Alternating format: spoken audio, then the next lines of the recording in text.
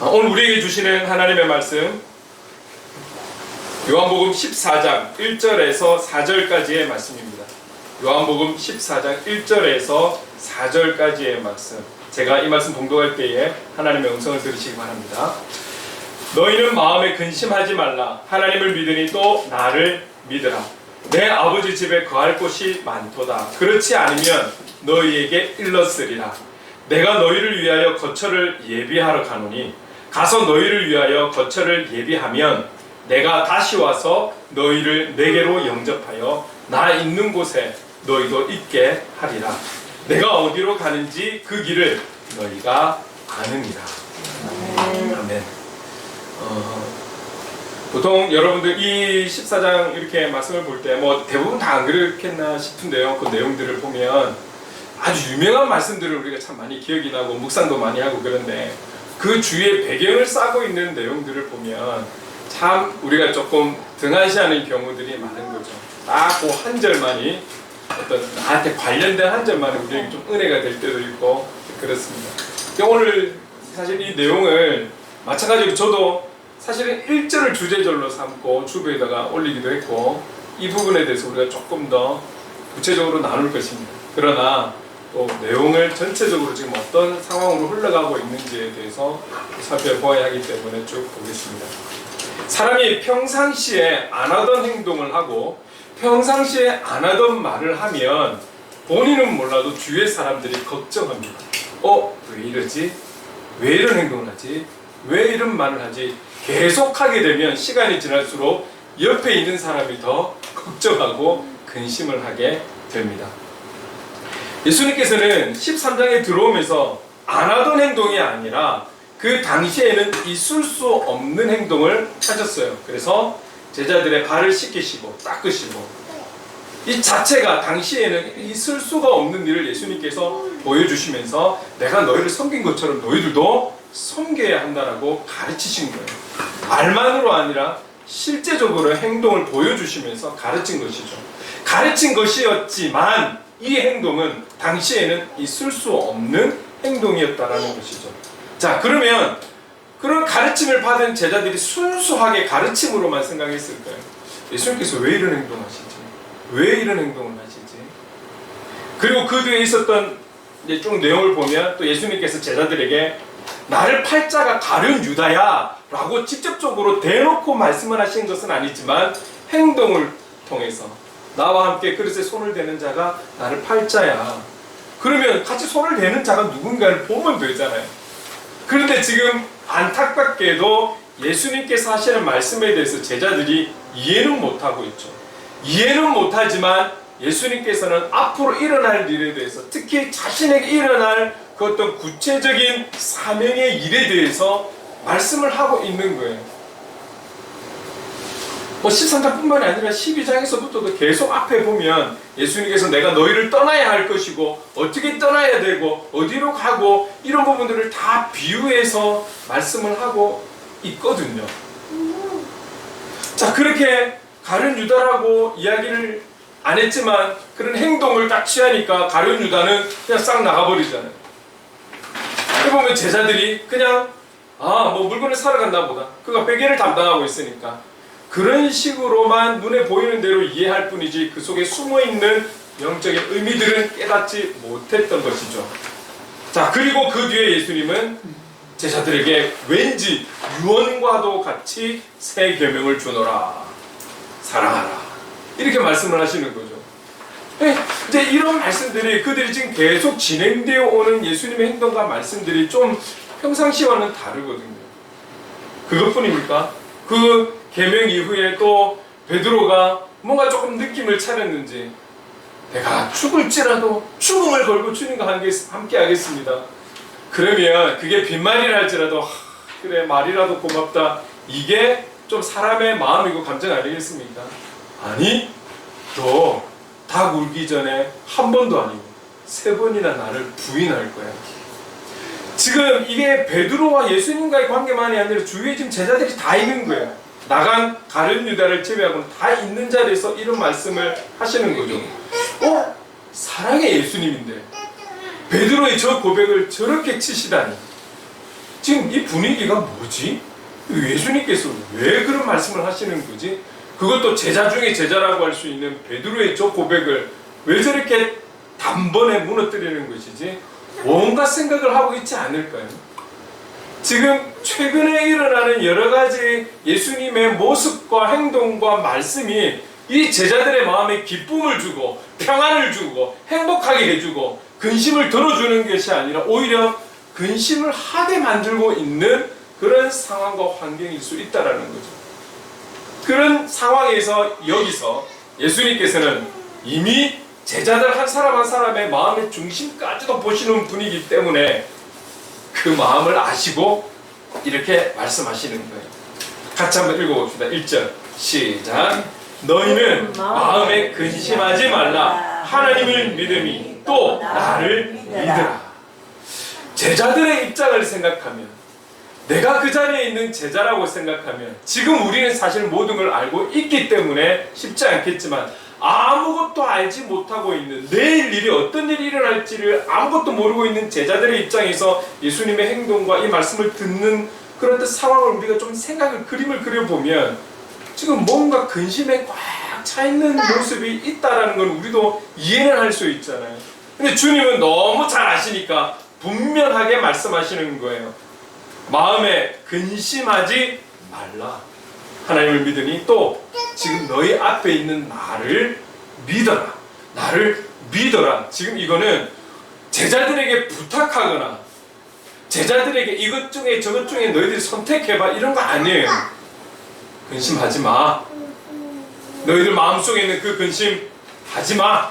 그리고 나 믿어. 나 믿어.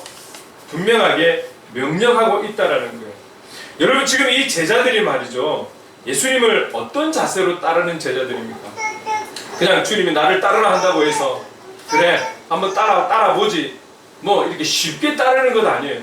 그들이 주님을 따를 때는 모든 환경들 다 내려놓고, 배경들 다 내려놓고, 가족 내려놓고, 직업 다 내려놓고 주님만 보고 따르는 거예요. 주님만 보고 전적으로 주님만 바라보고 따르고 있는 거예요. 그 주님만 바라보고 있는 제자들의 그 깊은 마음에는 어떤 마음들이 있을까요?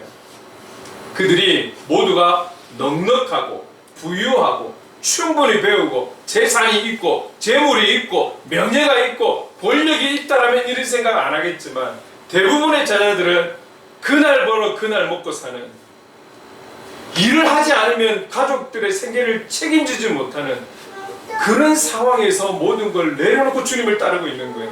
그렇다면 이들이 사람이라면 말이죠, 예수님이 가는 곳곳마다 수많은 사람들의 찬송을 받고 경배를 받고 또 막 이전에 보지 못했던 역사들이 일어나고, 가는 곳마다 예수님이 막 찬양을 받고, 그런 과정 속에서 그들의 마음속에 야, 이 주님만 내가 확실하게 믿고 충성되게 따라가면 언제가 될지는 모르겠지만 나의 열심에 대해서, 나의 충성에 대해서 보상받지 않을까? 이런 마음이 꽉 있지 않을까요? 내가 모든 걸 포기하고 지금 주님을 따르고 있는데 언젠가는 내가 보상받지 않을까? 이런 비슷한 내용이 지금 정치 상황에서 일어나고 있죠. 이래서 지금 말들이 많고 아주 어수선한데요. 제자들의 마음에는 이런 심리가 분명히 있었을 거예요.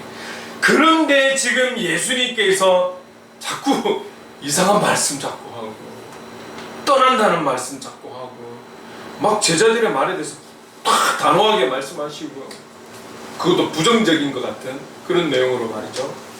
그러니까 이들이 지금 상당히 심적으로 불안해 있는 거예요. 그래서 예수님께서 너희는 마음에 근심하지 마. 나 믿어. 그러면서 계속해서 말씀을 이어가시는데 2절 3절에 보니까 제가 읽어볼게요. 내 아버지 집에 거할 곳이 많도다. 그렇지 않으면 너희에게 일렀으리라. 내가 너희를 위하여 거처를 예비하러 가노니. 지금 이것만 들어도 어디 가시지? 어디를 가시기에 또 새로운 거처를 마련하신다라는 거지? 충분히 그렇게 생각할 수 있는 거잖아요. 3절에 보니까 가서 너희를 위하여 거처를 예비하면 내가 다시 와서 너희를 내게로 영접하여 나 있는 곳에 너희도 있게 하리라. 이 말들이 그러면 지금 이제 어디론가 떠나시나? 새로운 정말 멋진 곳을 찾아내어서 그곳으로 우리를 인도해 주시려나? 막 이런 생각들 할 수 있지 않습니까? 기억나십니까? 제자들을 향해서 너희들은 지금 내가 보는 것을 따라오지 못해. 그러나 후에는 따라올 거야.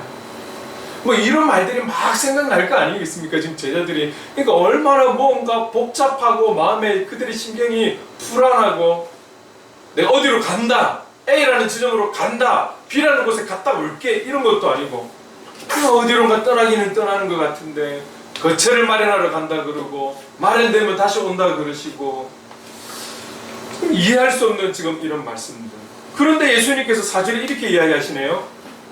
내가 어디로 가든지 그 길을 너희가 아느니라. 지금 내가 갈 곳을 너희의 거처를 마련할 곳으로 갈 그곳을 너희들 다 알아. 너희들 다 알아. 우리는 다 알죠. 지금 성경을 어느 정도 아니까.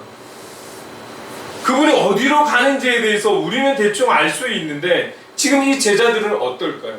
안다라고 말씀하시지만 실제로 제자들은 잘 모르는 거예요. 5절에 보니까 오늘 본문은 아니지만 제가 읽어볼게요. 도마가 이르되 주여 주께서 어디로 가시는지 우리가 알지 못하거늘 그 길을 어찌 알겠사옵나이까.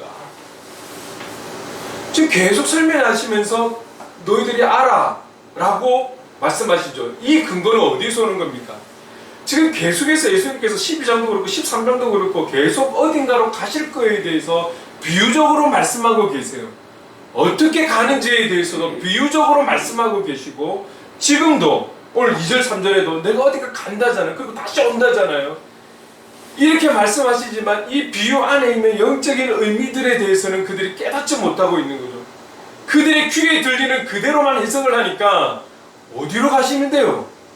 우리는 몰라요. 단지 도마의 고백이었을까요? 도마의 이 말을 듣고 아는 제자들은 아니요 저는 알아요 라고 말했을 거예요. 그런데 이 도마의 5절에 어디로 가시는데요? 우리는 몰라요. 여기에 아무도 반대하지 않고 맞다는 듯이 듣고 있는 거잖아요. 주님은 계속해서 비유해서 말씀하셨고 그들에게 앞으로 일어날 일에 대해서 다 말씀을 하신 것이지만 그 영적인 의미들을 현실적으로 제자들은 알아듣지 못하고 있다는 거예요. 구체적인 것은 아니더라도 예수님께서 어떠한 길로 가시고 또 어떠한 상황을 맞이할 것인지에 대해서 약간이라도 조금은 이해하는 차원에 있어야 하는데 그들은 전혀 영적인 의미에 대해서는 알지 못하고 있었던 것입니다. 자 여러분, 이런 제자들의 마음, 그들의 마음이 자꾸 시간이 가면 갈수록 대화하면 할수록 예수님을 보면 볼수록 마음에 근심이 쌓일 수밖에 없는 거죠. 여기서 저는 오늘 이 1절에서 조금 더 우리가 좀 나눠보자라는 것이죠. 오늘 우리의 지금의 현실과 현장을 좀 생각하면서 이 말씀을 좀 적용하고 싶은 거예요. 너희는 마음에 근심하지 말라. 너희는 마음에 근심하지 말라. 여러분 저는 오히려 이 말씀을 묵상하면서 근심이 많아서 그런지는 모르겠지만 근심하지 말라는 이 말씀이 왠지 좀 힘이 되고 위로가 되었습니다. 제가 가지고 있는 이 근심에 대해서 어느 누구도 해결해 줄 수 없기 때문에 오히려 말씀을 보면서 주님이 저에게 주거나 근심하지 마, 이 말씀이 앞으로 구체적으로 어떻게 하실지는 모르겠지만 누구라도 이런 말을 해주는 사람이 없었기에 주님의 이 말씀은 오늘을 살아가는 저에게 큰 힘이 되고 위로가 되는 것을 느꼈습니다. 여러분 근심이라는 말은 이 단어는 잘 알겠지만 외부에서 오는 어려움으로 마음이 뒤흔들리는 상태, 그래서 불안하고 걱정이 되고 염려가 되어서 이게 두렵기까지 한 이런 상태를 근심이라고 표현을 하고 있거든요. 지금의 제자들이 그런 마음인 거예요. 오늘 이 제자들의 마음을 혹 오늘을 살아가는 저와 여러분들이 조금은 이해가 되지 않습니까? 여러분들 혹시 마음에 평안이 넘치십니까? 마음에 평안이 넘치세요? 아니면 이 제자들의 지금 불안한 그 마음을 어느 정도 이해하십니까? 저는 충분히 이해가 되는 것 같아요. 왜 그렇습니까? 오늘 저와 여러분이 살아가는 이 시대가 어떤 사람입니까? 극소수만이 어려움을 경험하며 살아가는 시대가 아닙니다. 반대로 극소수를 제외한 모든 국민들이 지금 어려움 가운데 살아가고 있습니다. 여러분들도 뉴스를 보면 아시겠지만 이미 금리가 오를 대로 올랐죠. 최근에 저희들이 조금 이 부분을 조금 어떤 일들이 있어서 보니까 금리가 10%가 넘는 금리가 되었더라고요. 이게 이렇게 금리가 높아가지고 어떻게 일반적인 사람들이 어떤 무언가에 도전을 하고 시도를 해보겠습니까? 금리만 올랐으니까 물가가 오른 거는 여러분들이 더 잘 아시죠? 이거 뭐 오르는 게 얼마나 오르는지 몰라요. 실제적인 현장의 상황이 그런 거예요. 금리도 오르고 물가도 오르니까 지금 상당히 어려운 거예요. 경제의 전문가들은 지금 오는 가을은 더 어려워질 거라고 그렇게 얘기를 하고 있다라는 거예요. 어떤 분은 저한테 와서 대화하면서 목사님 어디 돈 빌리지 마. 어디 대출 받으면 안 돼. 그분은 집도 팔 생각을 하고 계시더라고요. 여러 가지로 이 경제에 아주 지금 예민해져 가지고 모두가 얼마나 지금 아끼고 절약하고 그렇게 힘들게 살아가는지 몰라요. 그것뿐이겠습니까? 지금 코로나는 다시 지금 또 시작이 되었죠.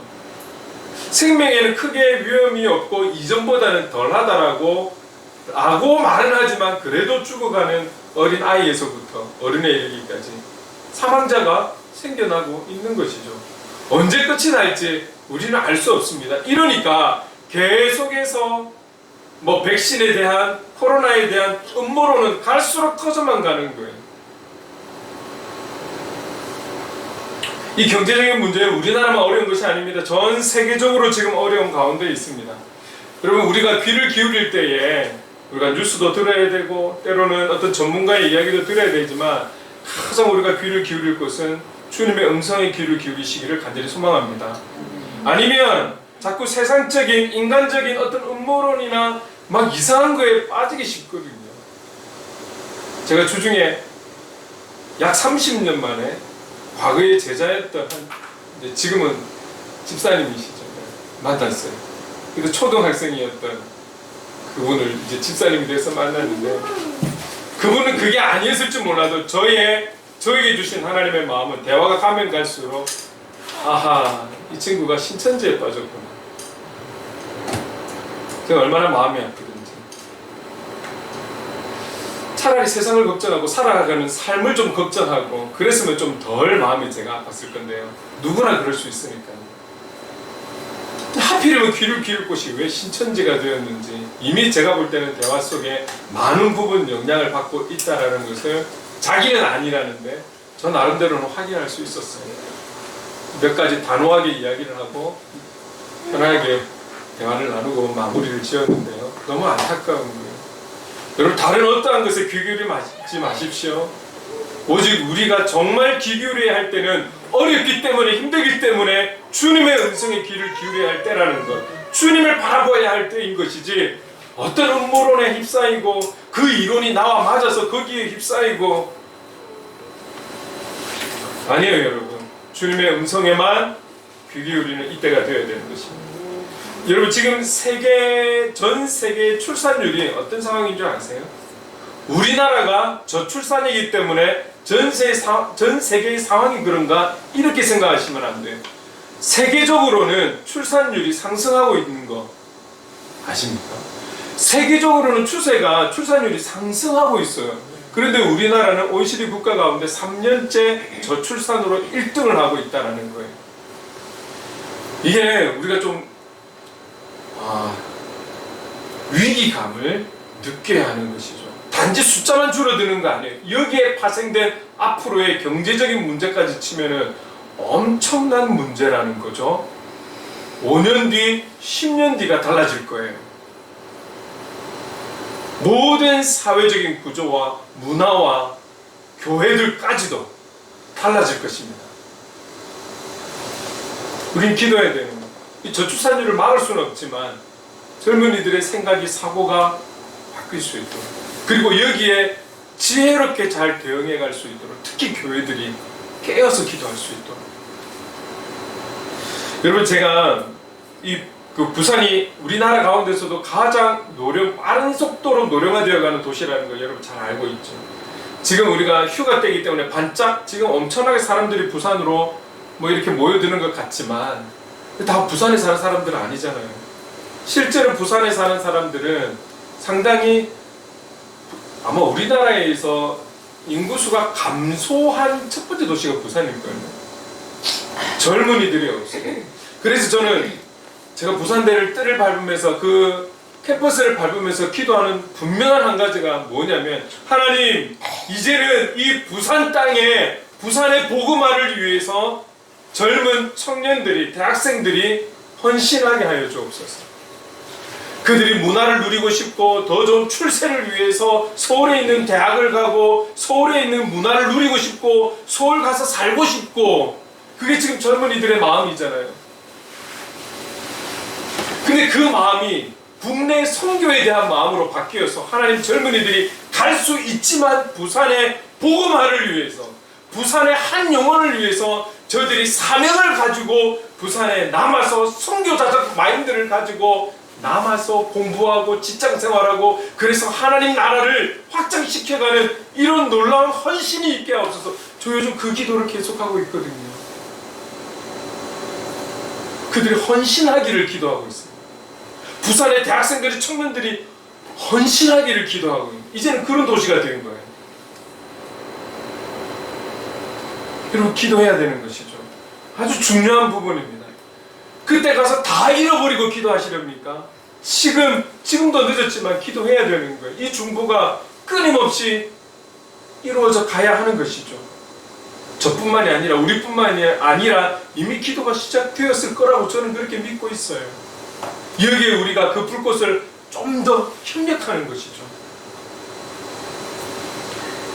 언제 종식이 될 수 알 수 없는 코로나, 그리고 기후변화, 환경에 대한 문제들 심각한 것이죠. 좀 전에도 말씀드렸지만 5년, 10년 뒤 우리는 알 수 없어요. 어떻게 바뀔지. 기도해야 되는 것이죠. 사회가 이미 가지고 있는 어떤 사고들, 젊은 세대와 기성세대 간의 사고가 너무 차이 나고 있다는 것. 문화를 누리는 그 문화의 삶의 수준이 너무 차이가 나고 있고, 이미 사고의 차이가 너무 크다 보니까 참 어려운 것이죠. 이 차이가 너무 급격하게 나다 보니까 문제가 많이 일어나고 있다는 거죠. 지금 현재에. 그리고 각 개인과 가정이 안고 있는 그런 어떤 문제들, 또 사건 사고들, 기도 제목들. 그래서 우리 안에 이 땅에 살아가는 이상은 근심이 없는 자가 아마 없을 거예요. 극소수를 제외하고 말이죠. 이런 우리가 그리스도인의 삶을 살기를 노력하고 애쓰지만 이런 우리들에게도 이런 근심이 분명히 있다는 것. 그런 우리들을 향해서 오늘 주님이 분명하게 말씀하고 있는 것은, 너희들 마음에 근심하지 마. 분명하게 단호하게 말씀하고 있다는 거예요. 그리고 나를 믿어. 나를 믿어. 우리에게 근심과 두려움을 해결할 수 있는 방법이 있다라면 성경 어디에 더 구체적으로 표현이 되어 있지 않을까요? 그 정도는 알려주실 수 있는 주님 아니신가요? 그 정도의 답은 알고 있는 주님 아니신가요? 온 천지 만물의 주관자가 되시고 앞으로의 모든 것까지도 예배하고 계신 주님이신데, 그런데 주님께서 말씀하시는 것은 근심하지 마. 그리고 나를 믿어. 나를 믿어. 주님께서 우리에게 알려주시는 유일한 방법은 이것뿐이라는 거예요. 주님을 분명하게 믿고 신뢰하라는 것, 이거밖에 없다라는 거예요. 그런데 믿음이 어린 분들은 또 다른 무언가를 위해서 찾아 나서고 있는 거죠. 이 말씀으로는 위로가 안 돼. 이 말씀으로는 방법이 안 돼. 이 말씀으로는 내 안에 기쁨이 안 돼. 그래서 또 다른 방법을 찾으러 세상을 향해 나아가는 거죠. 여러분, 이사야 26장 3절 말씀, 이 말씀 한번 좀 읽어보도록 할게요. 같이 함께 읽겠습니다. 시작. 주께서 심지가 견고한 자를 평강하고 평강하도록 지키시리니 이는 그가 주를 신뢰함이니이다. 이 말씀이 이해가 되십니까? 이해가 되시죠? 주를 신뢰하는 심지, 주님을 신뢰하는 그 의지가 견고하고 튼튼한 자를 평강하도록 지키신다라는 거예요. 우리가 인간적으로 조금 풀어서 다시 생각을 하면 원래 이래야 되는 것 아닙니까? 오히려 심지가 견고하지 못하기 때문에 주님 지켜주셔야 되는 거 아니에요?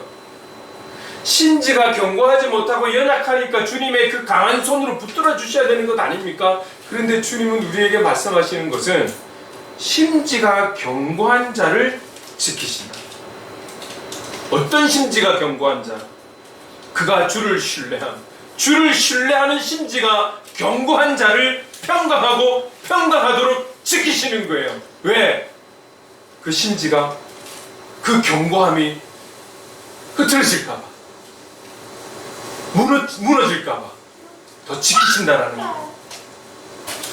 여러분, 지금 우리가 주를 향한 그 신뢰, 그 믿음이 더 견고할 수 있도록 붙들어야 될 때, 마음에 근심이 있다라고 이런 말로 유혹하고 저런 말로 유혹하는 이곳에 귀를 기울이는 것이 아니라 오히려 이럴 때일수록 우리의 주를 향한 믿음이 견고할 수 있도록, 튼튼할 수 있도록, 건강할 수 있도록 더 붙들어야 한다는 거예요.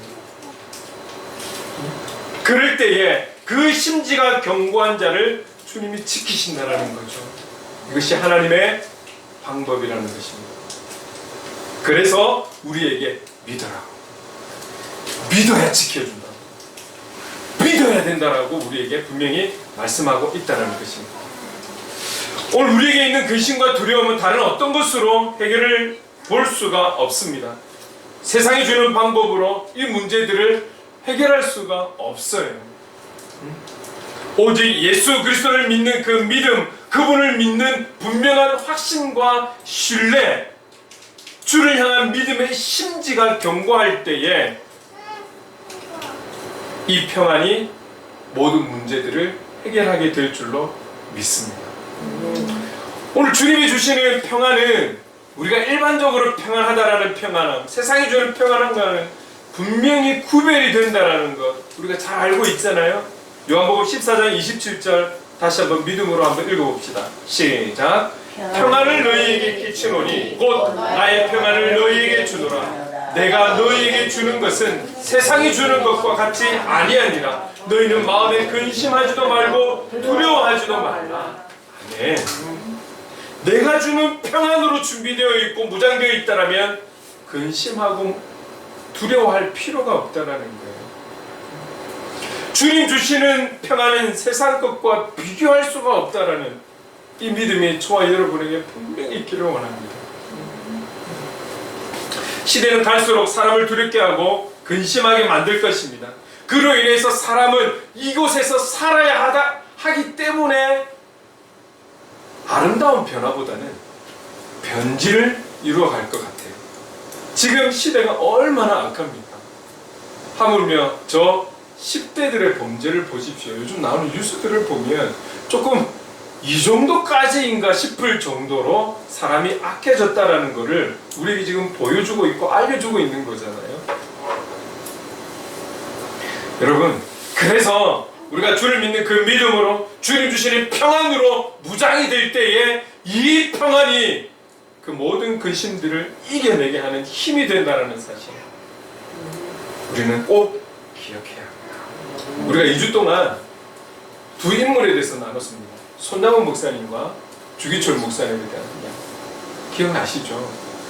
여러분, 우리가 손장훈 목사님이 자식의 원수만 아니죠. 지금 이분들의 원수도 되죠. 내 아들을 그것도 2명이나 죽인 살인자를 어떻게 분노하지 않을 수 있고 어떻게 화를 내지 않을 수 있겠습니까?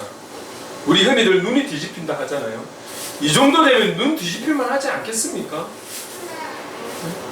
과거에 이런 영화가 있었죠. 어느 한 목사님인데 목사님이 자기의 딸인가요? 어쨌든 자녀가 살인을 당하는 거예요. 여기에 목사님이 목사 가운을 벗어버리고 복수하기 위해 나간 그런 또 유명하진 않았지만 영화가 있었습니다. 아마 일반적인 사람들이 이해가 될 거예요. 자식을 죽인 사람은 그 부모가 어떤 위치에 있다 할지라도 세상 말로 눈이 뒤집힐 수 있다라는 거예요.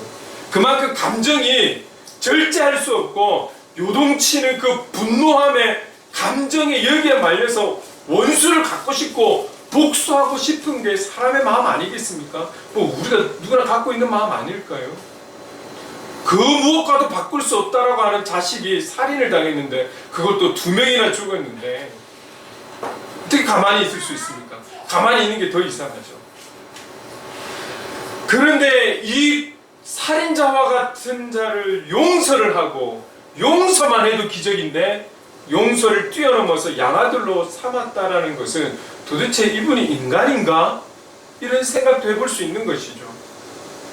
그렇다면 답은 어디에 있을까요? 답은 어디에 있을까요? 그도 동일한 인간이라면 그 살인자를 양자로 얻을 수 있는 것은 우리 안에 갖지 못한 무언가가 그 손양원 목사님을 감싸고 있기 때문에 그 상황에서 용서할 수 있고 용서를 뛰어넘어 양자로 삼을 수 있었던 것 아닐까요? 사람의 힘으로는 분명히 감당할 수 없었을 거예요. 끓어오르는 그 분노와 성냄과 여러분 이런 슬픔과 아픔의 감정을 무엇으로 이겨낼 수 있었을까요? 그것은 분명 주님 주시는 평안이 있었기 때문에 그런 감정이 없다라는 것이 아니라 이겨낼 수 있지 않았을까요? 주기철 목사님 매번 감옥으로 향하는 그 마음 아마 이런 기도를 하지 않았을까요? 예수님도 12장에 이렇게 기도하셨죠. 주님, 내가 너무 두렵고 무서우니 나를 구원하여 이 때를 면하게 하여 주옵소서. 주기철 목사님도 이런 기도 드리지 않았을까요? 누가 가고 싶었을까요? 그곳으로. 어떠한 고문이 있다는 걸 아는데 그게 어떠한 다른 고문이든지 간에 생명을 위협하는 고문이라는 것 그가 경험해서 알고 있는데 가는 걸음이 가벼울까요? 도망치고 싶었을 거예요. 답은 있잖아요. 한번 타협하면 되는 거예요. 한번 신사참배하면 되는 거예요. 절 한번 하면 되는 거잖아요. 다 하는데 근데 타협하지 않고 오히려 죽기를 각오하는 것이죠. 어느 정도였습니까? 두려워하는 그 마음 갖고 있을 때 오히려 사모님께서도 순교하세요. 순교하세요.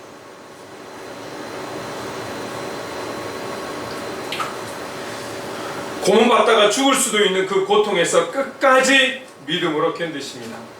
그러니 하루의 고문이 끝나서 다시 감옥으로 돌아왔을 때 조금 힘이 생기니까 바로 그 자리에서 감사 기도하고 감사 찬송을 했다라고 하지 않습니까? 무엇이 이분을 이 고문을 7년 넘게 계시면서 7년 넘는 시간 동안 여러분 5번의 옥중 생활을 감당하셨는데 5년이 넘었다고 하잖아요. 그 5년이 넘는 시간 동안 그 마음이 어땠을까요? 그럼에도 불구하고 그 마음 안에 주님 주시는 세상이 알 수 없는 평안이 자리 잡고 있으니 이 고문을, 이 고통을, 이 아픔을 그리고 그 고문 받는 그 자체가 또 얼마나 기분 나빴을까? 화가 얼마나 났을까요? 그런 감정들을 이겨낼 수 있는 힘이 거기에 있지 않았을까요? 손양원 목사님, 주기철 목사님, 그들이 우리가 없는 특별한 뭔가가 있었을까요? 하나님이 주시는 평안은 세상 사람들이 세상의 어떤 것도 이해할 수 없고 알 수 없는 힘이 있다는 사실. 주님이 주시는 그 평안을 누리기 위해서 우리는 주님을 온전히 믿고 온전히 믿는 것뿐만이 아니라 분명한 믿음과 신뢰와 확신을 가지고 우리는 살아가야 할 줄로 믿습니다. 그럴 때에 우리 안에 주님이 주시는 그 평안이 우리를 근심으로부터 지켜주실 줄로 믿습니다. 여러분, 이때는 정말 주님을 바라봐야 할 때입니다. 그리고 그 주님의 마음으로 기도해야 될 때라는 것을 잊지 않았으면 좋겠습니다. 저는 간절히 바라는 것은 이 땅에 1900년대 들어서 1990년대 이후로 많은 젊은이들이, 청소년들이 막 두 손을 들고, 조금 전에 희성이가 이야기했지만 더 많은 막 청소년들과 청년들이 한번 집회가 있으면 막 엄청나게 쏟아져서 나와서 함께 눈물로 기뻐 뛰며 찬양하고 예배했던, 그리고 그 자리에서 바로 선교사가 되겠노라고 헌신하던 때가 엊그제 같습니다. 부산의 저 해운대 백사장에 수많은 끝이 안 보이는 사람들이 모여서 말씀을 듣고 같이 눈물로 기도하고 회개하면서 그 자리에서 바로 엎드러져서 복음을 위해 살겠노라고, 살아도 주님을 위해 살고 죽어도 주를 위해 죽겠노라고 그렇게 결단하고 헌신하던 그 기도의 소리들, 교회들마다 철회하면서, 우리 권사님 잘 아시겠지만 지금도 뭐 하면 무릎 꿇으시잖아요. 무릎으로 기도하면서 주님 이름 불러가면서 그냥 가슴 치며 기도했던 그 회개와 부르짖는 그 부르짖음이 지금 회복돼야 될 때라고 저는 그렇게 믿습니다. 그것을 소망하고 바라고만 있지 말고 오늘 저와 여러분 우리에게 주어진 시간들을 통해서 주님 앞에 정말 간절함을 가지고 나갔으면 좋겠습니다. 오늘 저와 여러분에게 분명하게 말씀하십니다. 분명하게 우리에게 말씀하고 있다는 것을 기억하십시오. 1절 말씀 같이 한번 큰 소리로 읽겠습니다. 시작. 너희는 마음에 근심하지 말라. 하나님을 믿으니 또 나를 믿으라. 한 번 더 읽을게요. 여기 너희는에다가 자기 이름 넣어서 한번 읽어봅시다. 시작. 주가는 마음에 근심하지 말라. 하나님을 믿으니 또 나를 믿으라. 나를 믿으라. 조금만 다르게 표현하면 이건 아닐까요? 우리가 근심하고 있는 그 근심의 하나하나 내용에 집중하고 우리 시선이 거기에 머물지 말고 그 근심의 거리들 뒤에 계시는 더 크신 주님을 바라보기 원하시는 것 아닐까요? 오늘 저와 여러분의 시선이 더 큰 주님을 향해서 바라보고 더 큰 주님께서 하시는 말씀, 그 음성에 귀를 기울고 그렇게 살아가기 위해 몸부림치는 저와 여러분 될 수 있기를 간절히 소망합니다. 그래서 우리가 살아가는 그날까지 주님 주시는 강 같은 평화 맛보면서 살아야 하지 않겠습니까? 바다 같은 그 사랑 우리 경험하고 있잖아요. 그 사랑을 이제는 선포하고 그 사랑을 흘리면서 살아가야 하지 않겠습니까? 샘솟는 기쁨, 지금 우리의 시대로 환경은 어렵지만 세상 사람들이 알 수 없는 그 평화와 그 샘솟는 기쁨, 끊임없는 그 기쁨, 나 혼자 있어도 얼굴에 미소가 지어질 수 있는 이런 기쁨을 우리가 누리며 흘려보내야 하지 않겠습니까? 오늘 이런 은혜가 저와 여러분에게 있기를 간절히 소망합니다. 다른 데 없습니다. 주를 믿을 때에 이런 역사는 우리의 현장에서 우리의 영혼에게 일어나게 될 줄로 믿습니다. 아멘. 오늘 이런 기대하는 마음을 가지고 손뼉치면서 함께 이 찬양 불렀으면 좋겠습니다.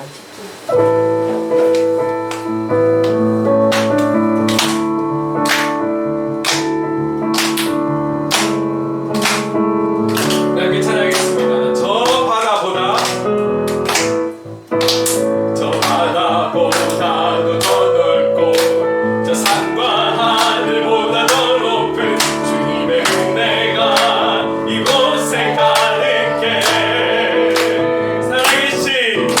살아계신 주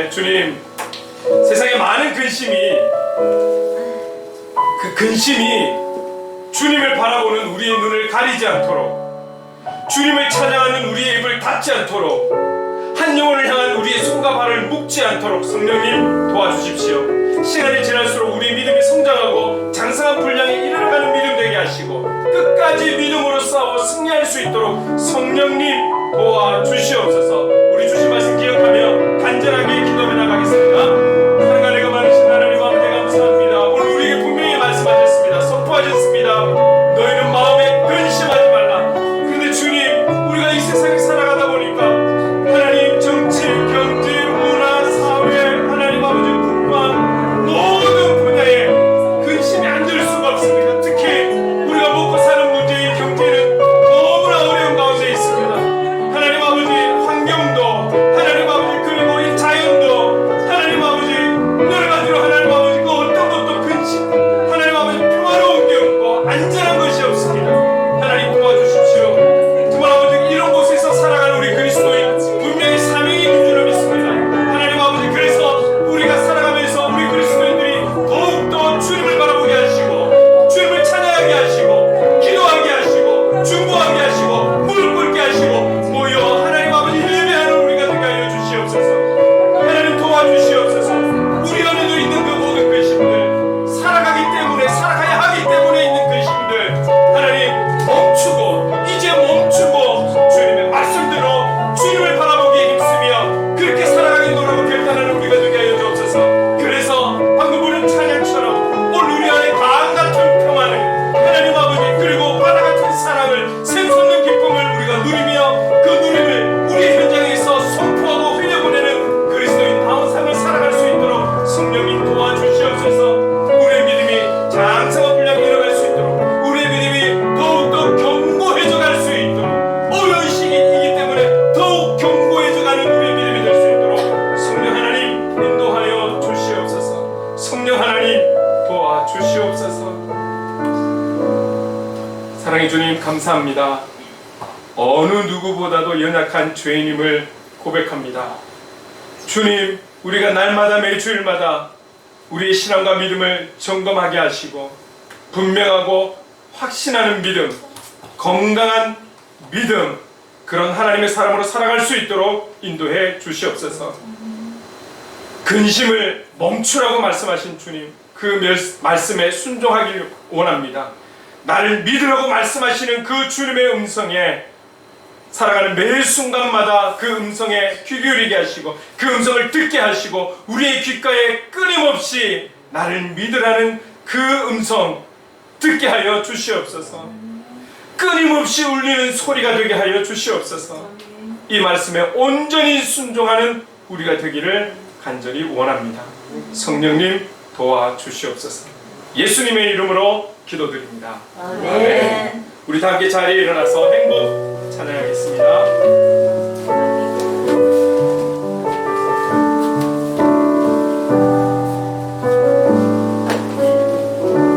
화려하지 않아도 정결하게 사는 삶, 가진 것이 적어도 감사하며 사는 삶, 내게 주신 작은 힘 나눠주며 사는 삶, 이것이 나의 삶의 행복이라오. 눈물 날 일 많지만 기도할 수 있는 것, 억울한 일 많으나 주를 위해 참는 것, 비록 짧은 작은 삶 주 뜻대로 사는 것, 이것이 나의 삶의 행복이라오. 이것이